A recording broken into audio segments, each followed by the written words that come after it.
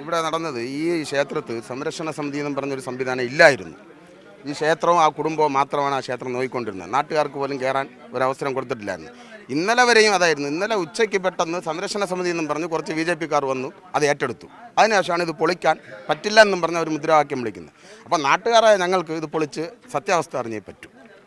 തീർച്ചയായും ആ നിലയിൽ തന്നെയാണ് നാട്ടുകാരുടെ പ്രതികരണം. നേരത്തെ ആ കുടുംബം നടത്തിക്കൊണ്ടിരുന്ന ഒരു അമ്പലമാണ്. പെട്ടെന്ന് ഇങ്ങനെ ഒരു മരണം ഉണ്ടാവുകയും ഇതിൽ നിയമപരമായ ഒരു പ്രശ്നം വരികയും ചെയ്ത സാഹചര്യത്തിൽ ഈ കുടുംബത്തോടൊപ്പം നിന്നുകൊണ്ട് ഒരു വിശ്വാസത്തിൻ്റെ പേര് പറഞ്ഞ് ഇതിൽ മുതലെടുപ്പ് നടത്തുന്നു ഒരു വിഭാഗം RSS പ്രവർത്തകരും അതുപോലെ തന്നെ ഹിന്ദു ഐക്യവേദി പ്രവർത്തകരും അത്തരത്തിൽ വിശ്വാസത്തിൻ്റെ പേര് പറഞ്ഞൊരു മുതലെടുപ്പ് നടത്തുന്നു എന്ന ഒരു ആരോപണം കൂടിയാണ് നാട്ടുകാർ മുന്നോട്ട് വെക്കുന്നത്. ഇതിൻ്റെ സത്യാവസ്ഥ പുറത്തു വരിക എന്നുള്ളതാണ്. വലിയ ഒരു സംഘർഷഭരിതമായ ഒരു സാഹചര്യം തന്നെയാണ് ഇവിടെ ഉണ്ടായിട്ടുള്ളത്.